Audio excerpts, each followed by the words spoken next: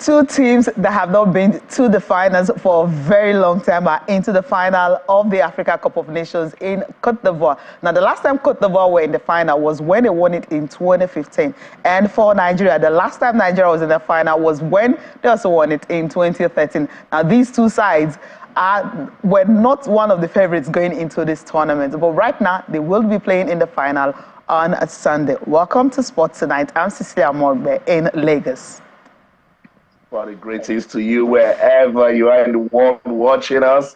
In London, I'm Austin Okonakwan. I remember when we started this journey to the AFCON, Cecilia, nobody would have thought that we would get the sort of drama that we were served. Nobody predicted the sort of upsets that we've witnessed. In all, we're just so happy and proud of African football. It shows that it's getting competitive, and we want this development to stay. It's always been competitive and it's always been wonderful. But also, you know what? We're going to start with the ladies tonight, the D Tigers. Remember, they're in Antwerp in Belgium, precisely where they are trying to get a ticket for the Olympics in Paris. Now, 10 slots up for grab. France already got their own. USA as world champions also have theirs. Now, the D Tigers are in the group where you have Senegal, of course, USA, and host Belgium. Yes, this evening, a Battle of Africans, more like the final, you would say. The Tigers got a better one over Senegal, and that game ended 72-65. Ami Okonkwo, of course, turned up this evening. She had 21 points and 10 rebounds. And of course, stats don't lie, because a total of 16 offensive boards for Nigeria was an important number, and also a massive 30 points off the bench. Now, this was what the girls did earlier today for the qualifiers for the Olympics. And we know that, yes, 10 tickets up for grabs. But the next game is going to be against USA on Friday. And of course, that's tomorrow. And the final game is against host Belgium, starting on a good note. But it wasn't so rosy for them, Austin, when they started. At the end of first half, they were trailing 57-49. heading into the last 10 minutes of the game. And what happened? The coach said at first half, Coach Rena said he told the girls that coming into this tournament, they expected to have something, and they were calling themselves warriors. And what do warriors do? Warriors fight to the end, and that was what happened to the D Tigers tonight. So they were able to come from point down to win against Senegal. So that's what warriors are made of. Just as the Super Eagles are doing us proud in Cote d'Ivoire, the D Tigers also doing Nigeria proud right there in Antwerp in Belgium, trying to qualify for the basketball event of the Paris 2024 Olympics in Paris. That's in August. Cecilia, I love it, and for Coach Rena and this team, they just continued from where they stopped at the last Afro Basket Championship. Amy Okonkwo, to be precise, she was on fire at the competition, and she continued just where she stopped. I also like the fact that they kept the bulk of the team together, and the vibes that the ladies were showing before the game. You see, that's what I'm talking about. It's about that positivity, that aura that you create, that positive energy that you take into the match. Remember, I always say that there are some things you have to do before you get into the basketball court or the football field. And I think they checked all of that. They were letting Senegal know that, look, pressure is on you. You don't care if you win the first, second, or third quarter, but at the end of the game, the D Tigers will come on top. And that's what they did, And if you check from when they started coming back into the game, they made minimal errors. They played as a team. And look, they've shown Senegal and Africa that this D Tigers team, unless it's a very bad day for them, no team, I repeat, no team in Africa will have it easy with the D Tigers. And that's why they were able to do the tripit last year. Of course, these girls are ready to conquer anything. Wishing them all the best as they face USA tomorrow, the world champions. All right, Austin, this is where we go into the business of the Africa Cup of Nations.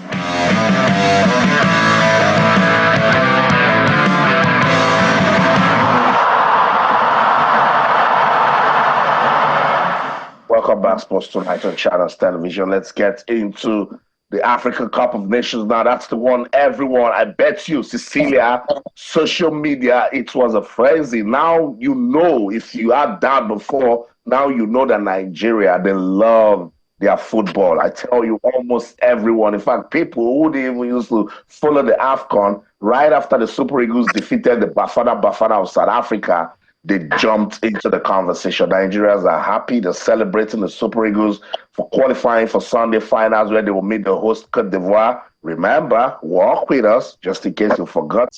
Nigeria and Cote d'Ivoire were in the same group, Group A, and Nigeria defeated Cote d'Ivoire in their second Group A match. It ended 1-0. The captain, William Troost-Ekong, scored a penalty in that match. Now they meet again in the final. Cecilia, let's not talk so much. Let's bring in our analysts. Let them break it down for us.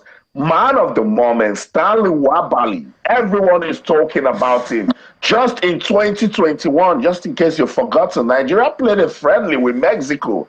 Can you remember that friendly in the United States of America? Yeah, it was Stanley 4-0. Nwabali that was the goalkeeper. He led the home-based players, and they were walloped 4-0.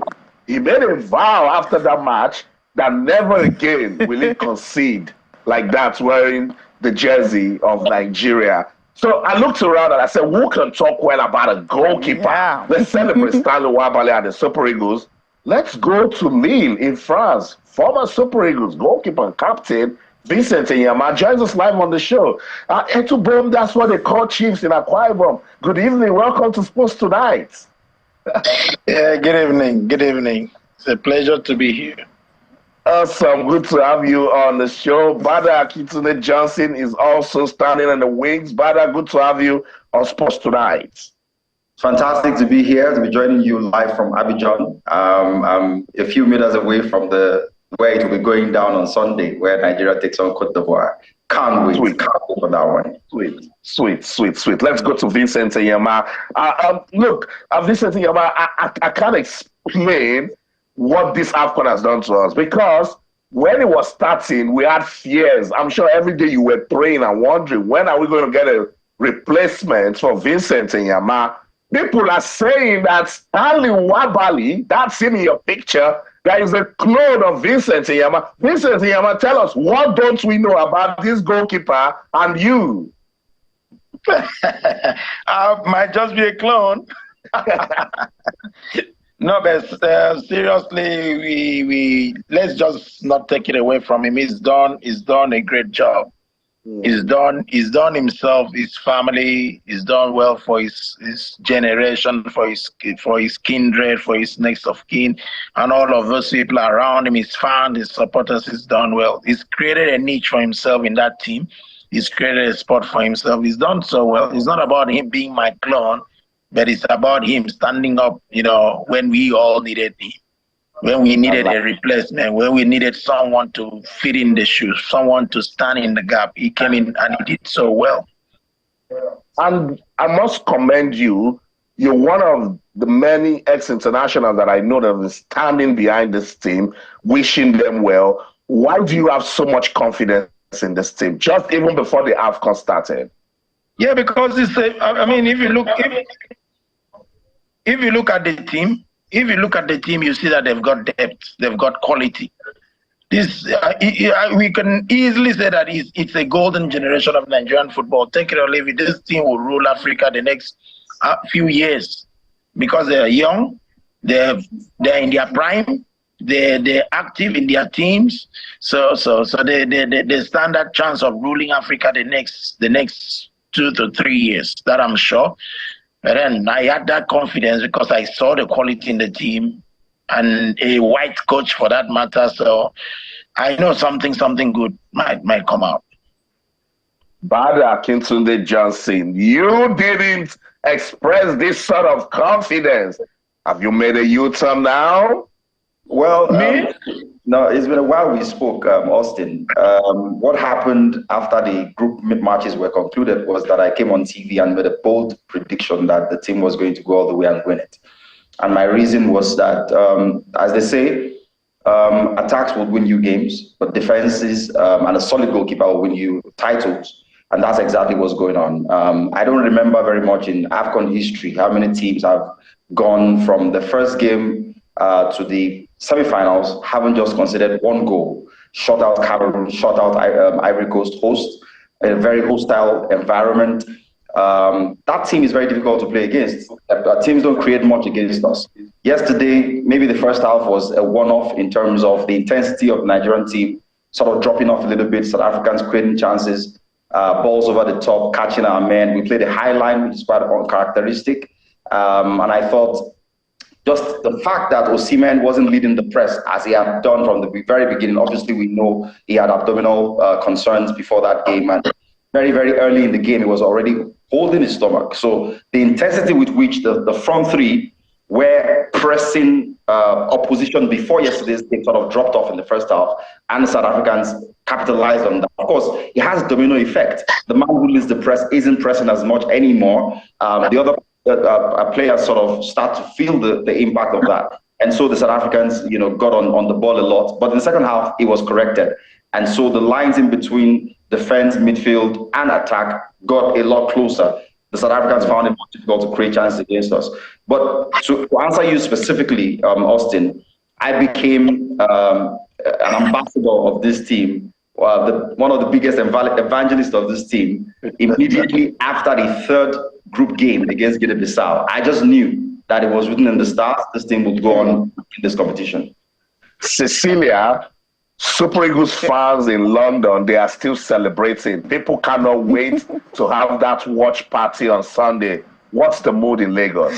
I think the mood in Lagos, Enyeama was actually there when the Super Eagles were playing. And of course, this is what they brought back from, it was Onikon Stadium. Yes, this was what they brought back from that stadium.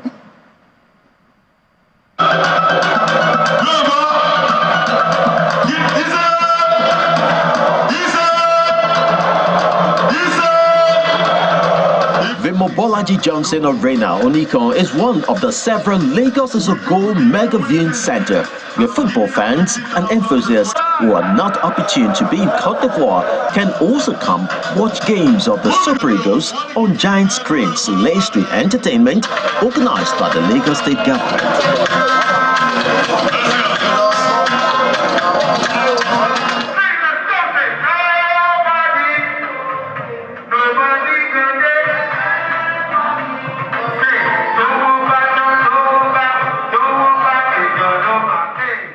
It's our tradition in Lagos, it's our culture.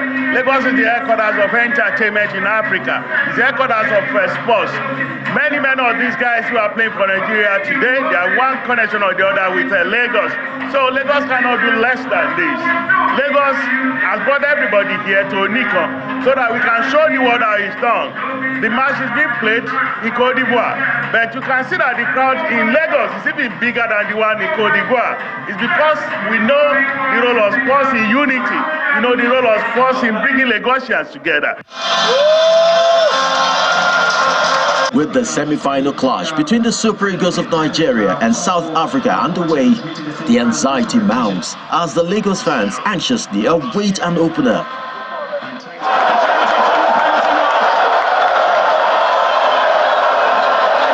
The fans are relieved when in the second half, Captain Truce Ekong converted a well-taken penalty.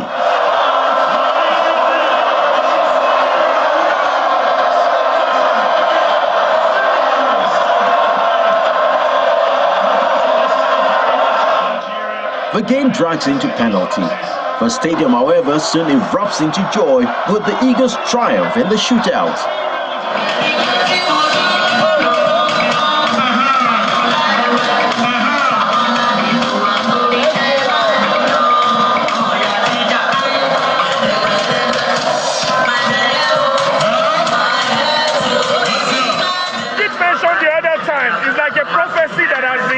Noted by all of us, and it's so exciting that it has come out this way. Even though the moment was such intention, but the spirit of Nigeria was very active and alive, and this has come out with this kind of positive result. It's a big congratulation to the president, to the governor of Lagos State, by providing this platform for everybody to come together in an atmosphere of peace, excitement, and joy. I think we are going to win the cup in the spirit of our time. you know, this is going to show that Super Eagles is going to win this match at the end of it all. I mean, I want to say congratulations to Super Eagles. I want to say congratulations to Nigeria. And I know that at the end of it all, come February 11, we'll be coming back to Nigeria with that cup. They've done well. You know, I'm so excited. I'm very happy. From the beginning of the game, they were improving. You know, till this match now, you know, we proved that we're the giant of Africa. Semi-finals done and dusted. There is still one more hurdle to cross for the Super Eagles to become four-time African champions. And that is against the host, Côte d'Ivoire, on Sunday, February 11th. All right, Austin, you've seen the moment, the mood that Nigerians were in when they were watching the game. I'm going to throw this question to Vincent Enyeama because when what happened with those fans when Osimhen scored the goal and then like almost 2 minutes later, VAR was disallowed because of the foul, the build-up of the game where Al-Hassan Yusuf, you know, conceded that penalty, and of course the score was 90th minute. Vincent, when you were watching the game, what was going through your mind? What was the mood like for you? I mean, it wasn't a good one.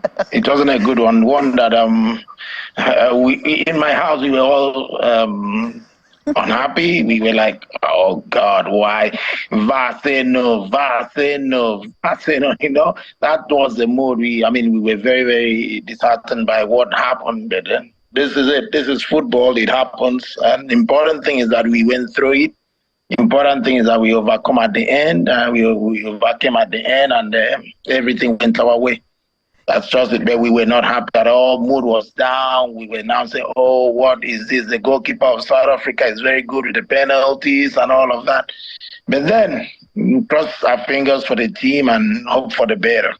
Okay, obviously hoping for the better. Also, I've actually asked you about Nwabali. Of course, that is the guy we'll be talking about today because he was the man of the match, saving 2 penalties. Not just that, before regulation time, he also made some fantastic save that actually saved Nigeria the blushes. That's why he was named the man of the match.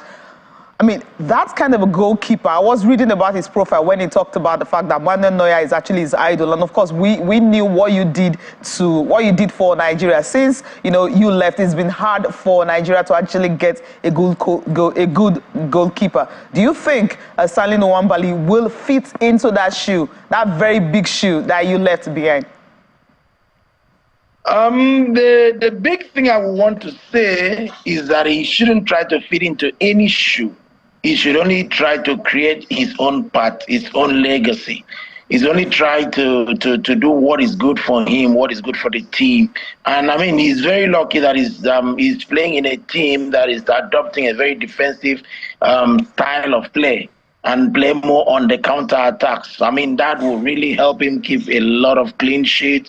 That will bring confidence to the team and all of that. So he shouldn't try to fit into any issue. I created a vacuum, but then he's coming to gradually fill it up. He's coming to gradually pick up the pieces of Nigerian goalkeeping and all of that. So I just wish him well. I just wish him well. He's going to succeed. He's a great guy. I like him. From what I've seen, he's a great guy. So I can only wish him success. All right, talking about success. All right, Bada, let me quickly throw this one to you before we go to Austin. Yes, you said after we defeated Guinea, you just had that belief that, yes, we can win it. And that's why you're actually in Abidjan right now, which is a great one. And you're already donning the Nigeria jersey, preparing for the final on a Sunday. When the game was going on, what do you think the coach actually got wrong, especially when he made some substitution? And most of us were afraid. What was he trying to do? You know, we're kind of under pressure. Chukwueze came in. I don't know what he was doing on the field of play, but, you know, luckily we have Terence Murphy who was able to, you know, fit into Osimhen's role perfectly. Okay. So specifically speaking about the substitutions, on hindsight, he argued that it worked because we went on to win the game. But when the game was on, we kind of surrendered control of the midfield once Frank Oyeka went off. Al-Hassan Yusuf came and did his best, but wasn't exactly harrying and hounding the South Africans the way Frank Oyeka does. Doesn't exactly clearly have the same kind of tank and engine in him to go back and forth, chasing people all over the place, winning balls, winning duels. Doesn't have the size of Frank Oyeka, obviously. And for a player who hadn't been in action since the first game, it clearly showed that he wasn't at the same tempo, and rhythm with the rest of the team. Chukwueze was played out of position. We all know Chukwueze does his best work on the wings, but he had the task of playing almost centrally. And I thought the thinking of Pesero at that time would have been to suck the South Africans into a false sense of dominance and then hit them on the counter.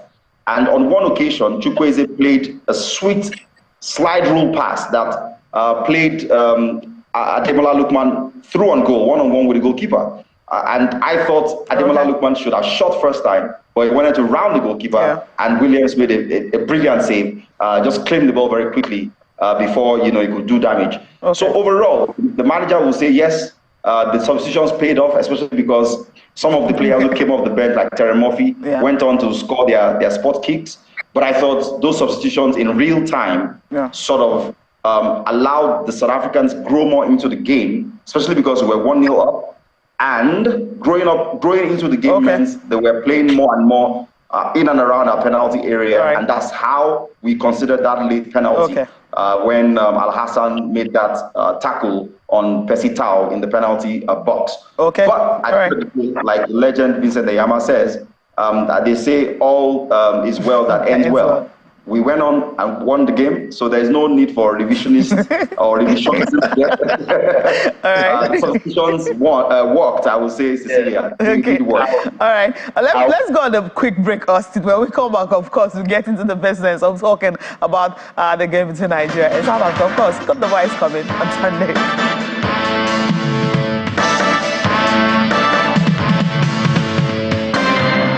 All right, let's get confirmation of that result, how it all went down on Wednesday night. All right, starting with the semi-final result, of course, Nigeria and South Africa at regulation time or after extra time. It ended 1-1, and then Nigeria went on to win 4-2 on penalty. Kelechi Iheanacho scoring the winning penalty. And of course, Stanley Nwabali, as we mentioned earlier, saved 2 fantastic penalties. Côte d'Ivoire, it was Sebastian Haller. That was his first start in this tournament, and he went on to score that goal of the moment, you would say, and of course the big DR Congo by a long goal, and that's the reason we will be facing them on Sunday. Austin? I know, but it's going to be a tricky one on Sunday between Nigeria and Côte d'Ivoire because they will try so hard not to let lightning strike twice on their own ground. So we'll see what approach the Super Eagles will take into that one. But they're beaming with confidence. So let's listen to manager Jose Pizarro and man of the moment Stanley Nwabali. I'll get the legend Vincent Enyeama to react to whatever they say. The players are happy. They deserve. We deserve. The Nigerian people deserve, the Super Eagles deserve. It was a very good victory against a very good team. Our team belonged a very good team, a big spirit, a big spirit. The team fight together. I really appreciate the management and the coaches today. These guys have really guided me a lot throughout this tournament. But today, I feel so happy, and I really appreciate my teammates today. That's it, Stanley Nwabali, appreciating his teammates for his performance. Let me go to, just to let you know that we've got Super Eagles legend, former captain of the team and goalkeeper Vincent Enyeama with us on the show tonight. He's joining us from his base in Lille, France. Vincent Enyeama, you won the AFCON in 2013. Tell us what the final day game mood is like. What did the coach say to you? What did you players say to yourselves? And how should the final match be approached? That's a very tough question because me personally, I have a different approach to these things. I don't take life that serious. I don't take these games that serious. That's why sometimes you see me in the middle of the game, I'm laughing, I'm joking, and I'm doing all sorts of things. But the mood is always dense, if you say so. I mean, people not wanting to talk, phones are not on, except with families. or spouses or friends or close relatives. I mean, that's how it is. Nobody wants that distraction. We just want to stay enclosed in our little space, think about the game, think about what's going to be, how we're going to practice the free kicks, how we're going to defend, now all of those strategies, all of those tactics, so that's really the thing. And like, may he so rest in peace, I was opportune to play with Stephen Keshi. Final day, he told us, listen, guys, nothing much to say, because there's nothing much to say. We have the cup right in front of us. We just have to go out there and get it. We don't, Burkina Faso, these Burkina babes cannot stop us. They cannot stop us. We've come this far for them to stop us. So that's the same thing I would likely say to the Nigerian guys. You've come this far. The Ivorians can stop you. That's the truth. They've come this far. They have a fantastic team. So team spirit is always very high. Team mood is always very low and dense and tense. Like, no one wants to talk with anybody. Nobody. We just talk with our own self, with our PlayStation, with our phone, and with our cast on our ears, and try to be ourselves. Dense kind of mood. But that's just it. There's really nothing much, nothing special. At the same time, pray, if you believe in whatever you want to believe, you do whatever you want to do, and the game goes. That's really the truth. I know, you just have emotions everywhere. No wonder Vincent Enyeama wanted to lift the referee at the end of the game, because emotions were just flying around. Me, I play my game way before the game. So on the match day, I'm always very relaxed, less tense, less troubled.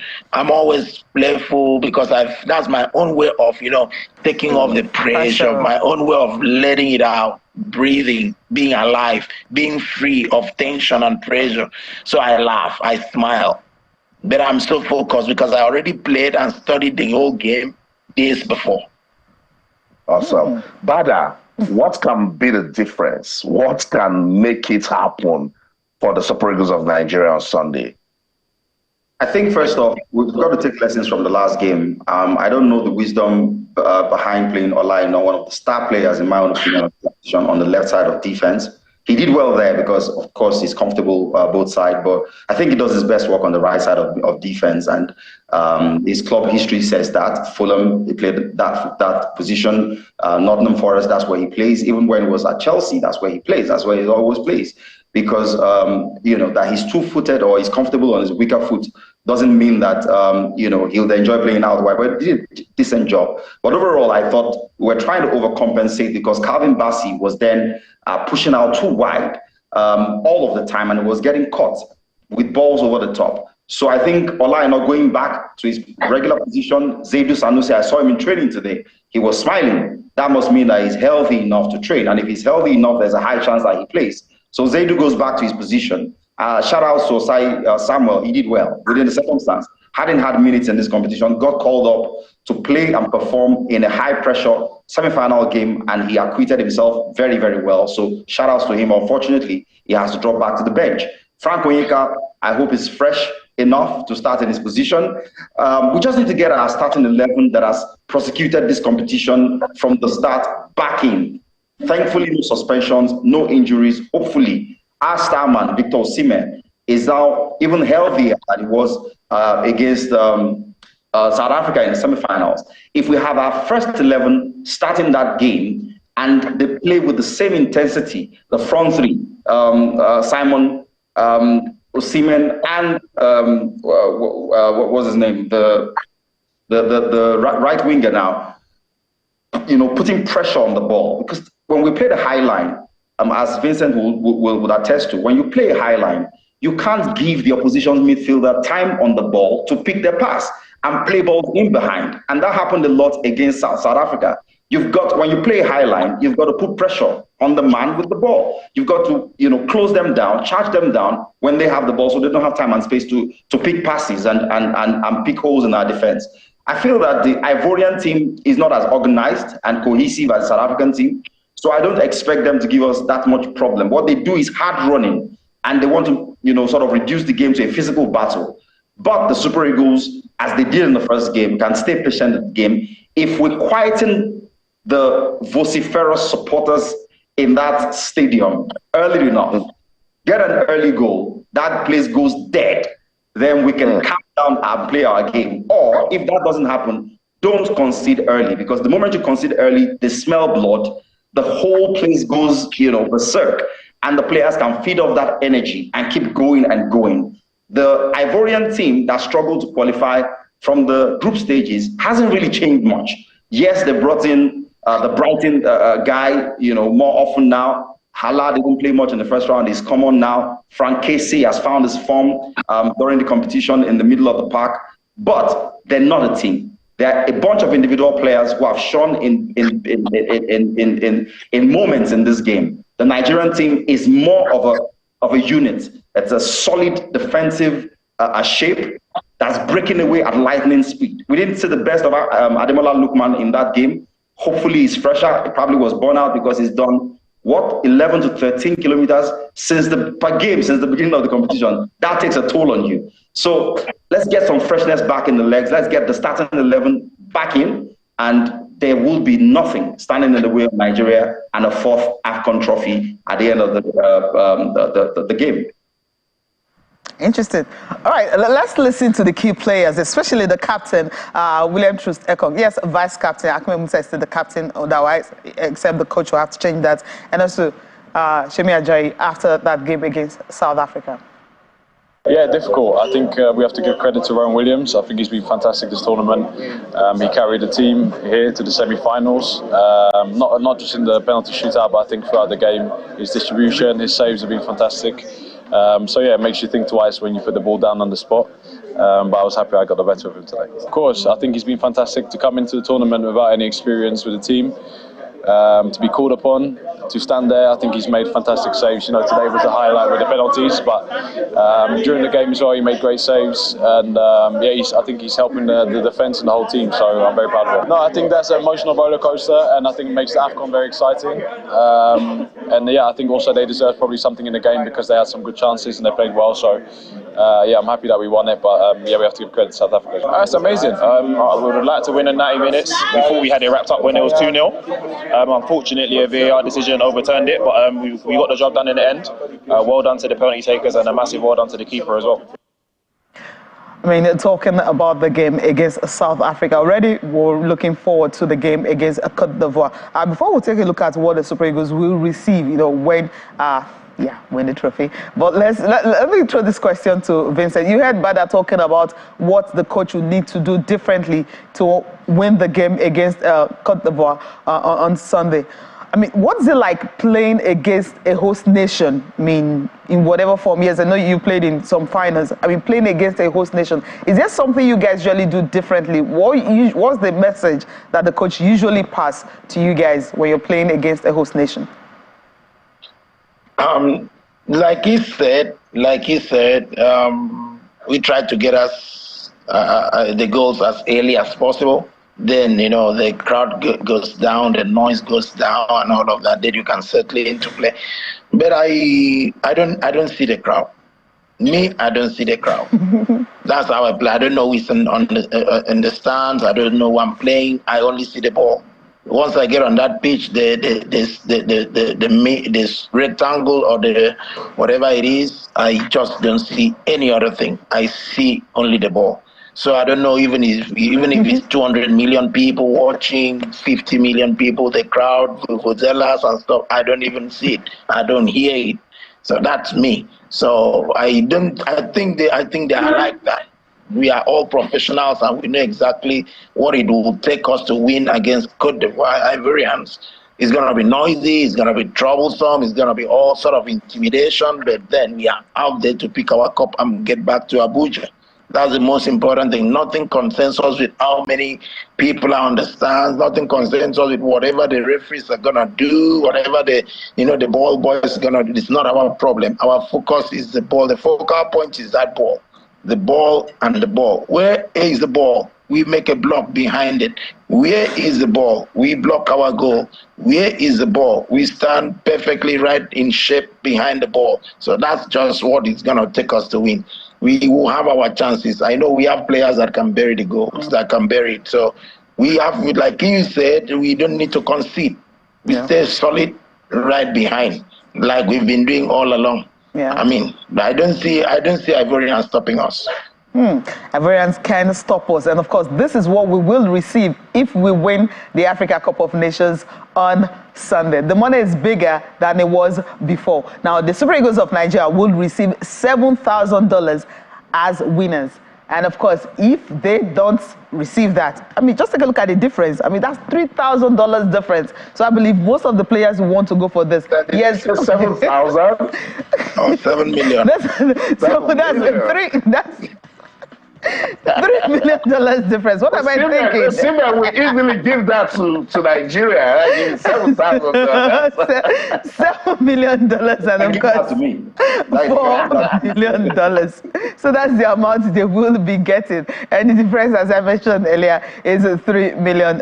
So we understand that, yes, they will obviously want to go for the bigger prize, because the difference between the finalist and the winner of the cup and the silver medalist is kind of high. I mean, I thought it should have been closer, maybe 5 or something, but this is a bit high.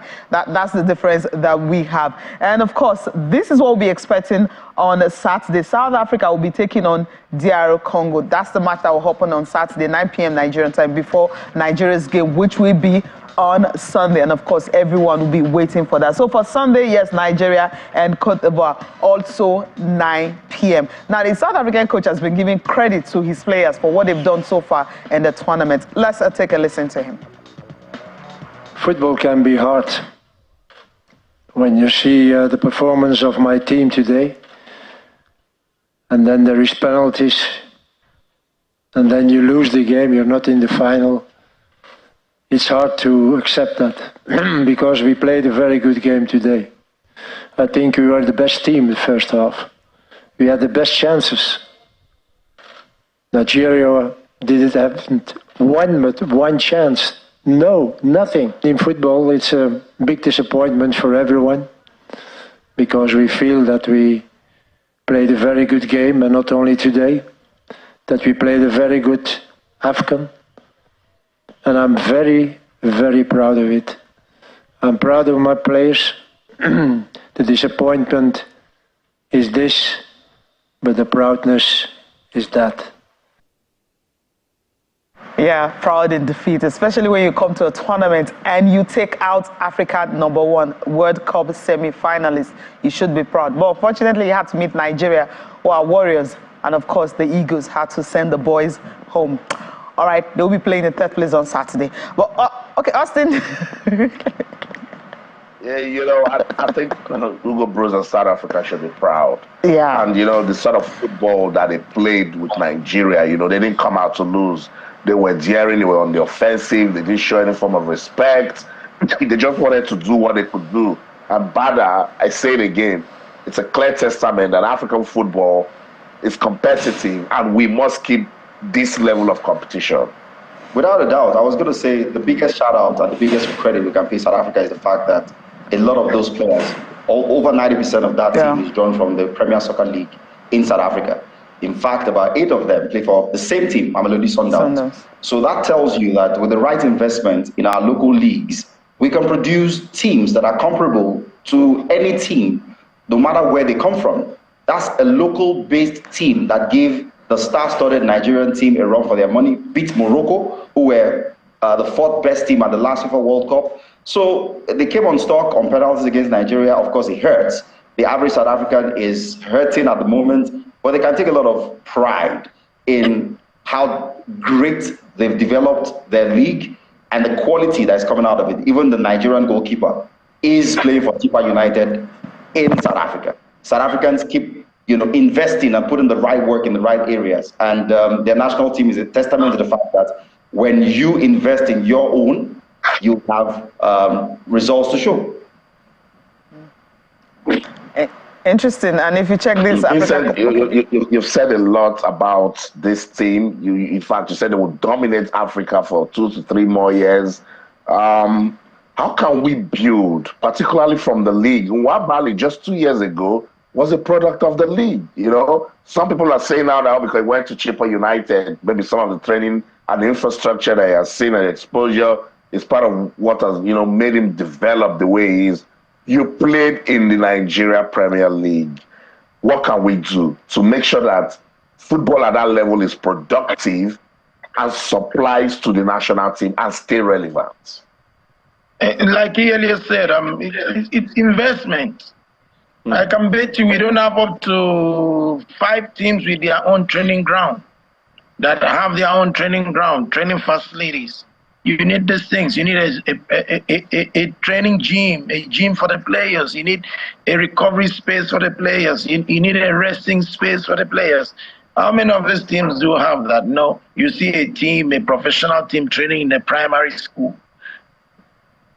In a primary school field, you see a professional team training somewhere on the street.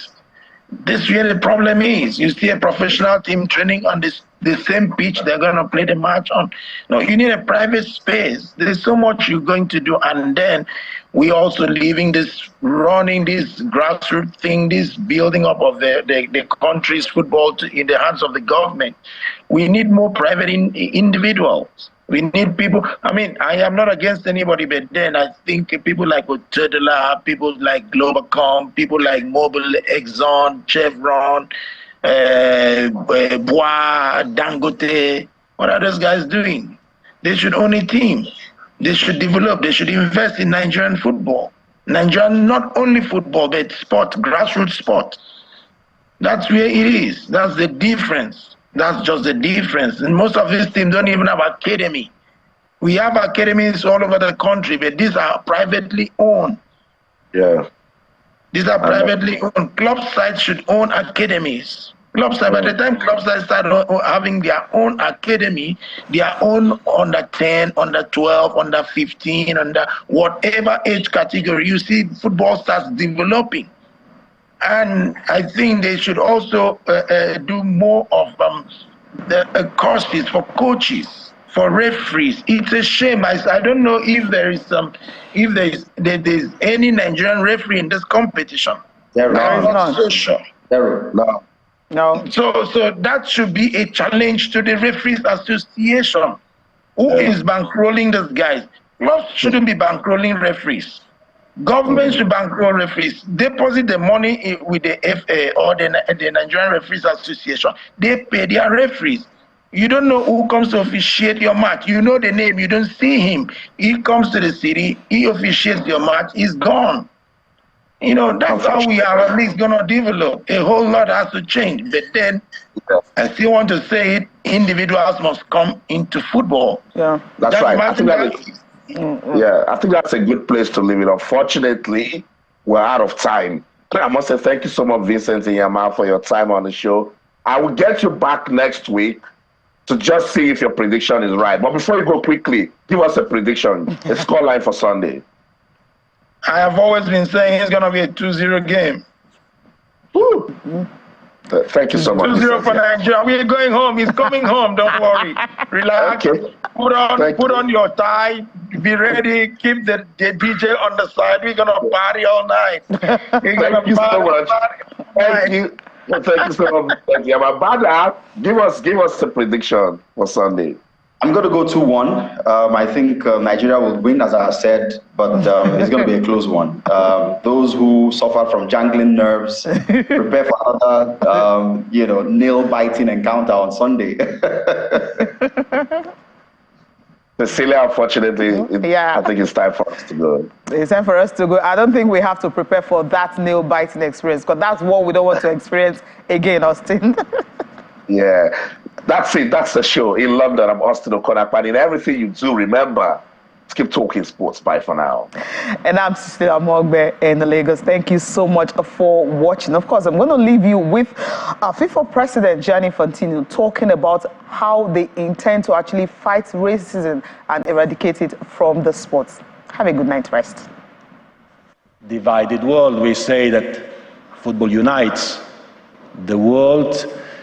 But our world is divided, our world is aggressive. And in the last few weeks and months, we have witnessed, unfortunately, a lot of racist incidents. This is not acceptable anymore. We have to stop this. And we have to do whatever we can to stop this. Racism is a crime. Racism is something terrible.